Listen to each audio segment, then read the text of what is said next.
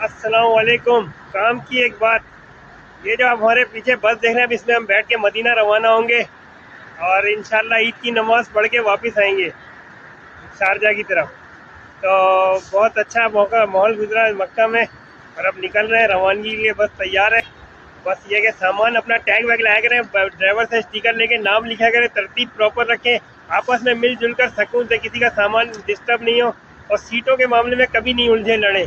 जिस सीट पे बैठ के आए उसी सीट पे बैठ के जाएं। ये हमारे साथी हैं जिनके साथ हम जा रहे हैं बस पे, और ये हमारी मेज़बानी करेंगे और इनसे मिलके बहुत अच्छा लग रहा है। Very happy.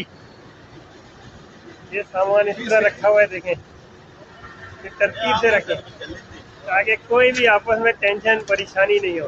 28 रमज़ान, सुबह के 8:30 बजे हैं और मदीना के लिए रवाना हो रहे हैं अभी। दुआ करें अल्लाह ताला हमारी ज़िंदगी का सफ़र हमेशा आसान रखे और हमारी दुआएं आपके साथ है।